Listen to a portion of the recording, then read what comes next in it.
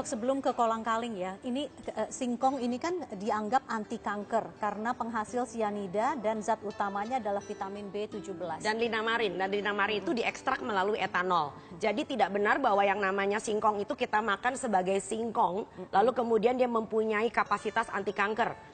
Ya, ini nggak benar sama sekali. Bahwa linamarin terdapat di dalam singkong, bahwa kita punya cyanida atau yang disebut breakdownnya disebut vitamin B17, itu benar ada. Tapi harus melalui suatu proses penyaringan oleh pabrik, oleh suatu institusi kesehatan yang menggunakan metanol. Artinya itu adalah penarikan dengan cara alkohol. Jadi walaupun makan singkong 2 kilo per hari itu belum yang ada kita diabetes karena dia adalah karbohidrat tinggi. Oke, ya? Baiklah, udah salah. Nah, itu jengkol, Dok. Oke, jengkol. Jengkol itu kita anggap adalah suatu bagian dari biji yang mempunyai beberapa zat yang katanya ampuh. Tapi tolong diingat bahwa zat itu diekstraksi lagi dengan menggunakan metanol. Lalu kemudian kita cobakan di cawan Petri di laboratorium terhadap suatu sel, dan selnya adalah sel virus bernama Epstein-Barr virus. Lalu kemudian kondisinya adalah ketika virus itu berada di dalam isolasi.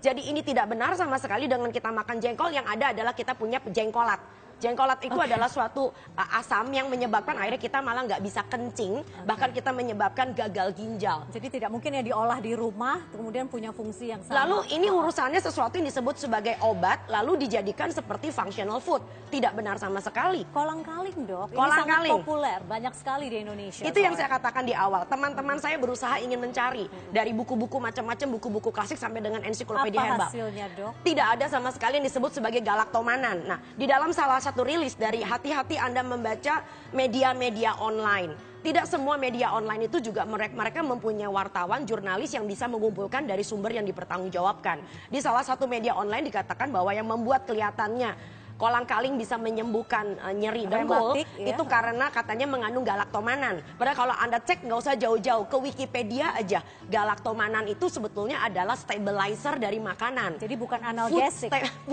Bukan pereda nyeri. Dan yang penting adalah percuma Anda makan kolang-kaling sampai 1 ton, tetapi berat badanmu masih besar. Jadi yang menjadi problem dengan dengkul Anda adalah kelebihan berat badan, Anda punya riwayat rematik, pola makan yang salah, Anda tidak berolahraga sejak usia muda. Jadi ini adalah sesuatu yang sebetulnya masalah kesehatan yang sangat kompleks. Ya udah, kalau gitu lupakanlah kolang-kaling, dinikmati kita saja nikmati ya. Untuk mimican, minum-minum cantik. Minum-minum cantik. Oke. Nah, ini Dok, ada nih udang kemudian dikonsumsi bersamaan dengan vitamin C. Itu sangat mematikan. Dokter malah ketawa. Oke. Nah, begini. Kenapa, Dok? Begini, di semua makanan kita biasanya masih punya yang namanya zat sisa bernama arsen. Arsen itu memang adalah suatu ini arsenik maksudnya. Betul, arsen yang suka dimasukin ke dalam kopi bikin orang mati kalau dibunuh. Dok. Ya, itu. Jadi di alam kita punya arsen. Nah, arsen yang ada di dalam udang itu adalah arsen yang sifatnya organik. Nah, yang mematikan kita adalah arsen yang anorganik. Dan anorganik itu kalau bercampur dengan asam askorbat, yaitu vitamin C, kita meyakini menghasilkan suatu senyawa bernama trioxide arsenic yang memang mematikan, terutama manusia. Nah, yang menarik adalah di dalam udang, ya arsen yang sifatnya anorganik itu cuma kurang dari 4%. Bahkan berarti tidak mungkin mematikan ya, Dok? Kalau seandainya toh dari semua udang yang kita punya, kita tarik inorganik arsennya, kita campur dengan vitamin C, maka untuk bisa mematikan tubuh sebesar saya harus makan 105 kilogram udang. 1 kuintal lebih. 1 kuintal lebih. Yang ada saya mati kekenyangan. Bukan mati karena arsennya.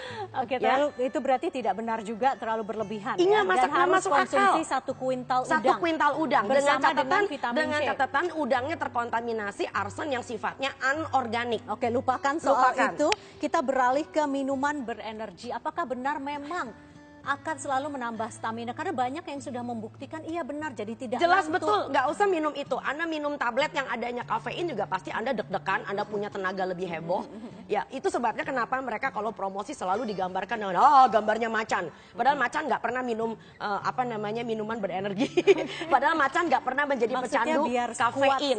Nah, problemnya adalah di dalam minuman seperti ini mengandung yang namanya kafein. Kafein itu juga seperti yang kita apa yang salah ya, kan kita juga minum kopi, nggak apa-apa lah. Ya, oke. Tetapi kan? Ini adalah sesuatu kafein yang sudah diekstrak dalam bentuk minuman plus ada rasa dan yang pasti dia punya gula. Nah, kalau kita minum ini secara rutin dan mempunyai efek Rutin tuh kelebihan. setiap hari atau seminggu sekali? Boleh? Ya rutin bisa berarti tiap kali Anda mau nge-gym, tiap kali mau ketemu sama cewek lalu minum 2 botol misalnya. Ya memang Anda kelihatannya hiper dan pede karena efek dari kafeinnya. Kuat Tapi tolong kardionya. diingat, jantung Anda juga berdebar lebih cepat. Anda punya risiko kegemukan karena di dalamnya juga pasti mengandung gula. Nggak mungkin kafein diminum begitu saja tanpa larutan yang mengandung gula. Jadi banyak sekali efek-efek negatif dan termasuk juga masalah syaraf yang akhirnya di kemudian hari muncul. Orang pede itu bukan minum ini. Orang pede itu karena memang dia punya gaya hidup yang baik, tidur yang cukup, pola makan yang sehat. Dok, kembali dokter tadi mengatakan jangan lupa bahwa kita jangan terlalu percaya, jangan langsung percaya ya, karena semua itu harus berdasarkan evidence based science. Ya, gitu ya. kalau Anda lihat di tayangan, semoga kita bisa mengeluarkannya. Nah, kita punya yang disebut dengan derajat suatu penelitian, bisa dikatakan penelitian itu sahih. Kalau itu baru hanya kata seorang profesor, ilmu katanya, maka lihat dia tidak punya yang disebut dengan signifikansi ilmu pengetahuan. Naik yang lebih tinggi kita baru sekedar case reporting. Hanya sekedar ya uji coba, lalu kemudian ada orang diberikan ramuan tertentu, lalu kelihatan hasilnya bagus. Itu baru level of evidence-nya baru level nomor 2. Nah, kita harus menguji sampai istilahnya orang Jawa tuh menteles. Itu sampai level yang paling atas, baru bisa kita katakan bahwa ya ini sudah melalui suatu pengulitan, suatu pengupasan yang luar biasa. Sampai bisa dikatakan ya zat ini ampuh, zat ini memang berefek atau metode ini benar. Dan itu mempunyai suatu pengakuan ilmiah yang sangat tinggi nilainya. Jadi jangan sembarang mengatakan bahwa sudah pernah diuji di laboratorium, sudah mendapat pengesahan dari badan-badan tertentu, sudah melalui suatu penelitian yang level mana.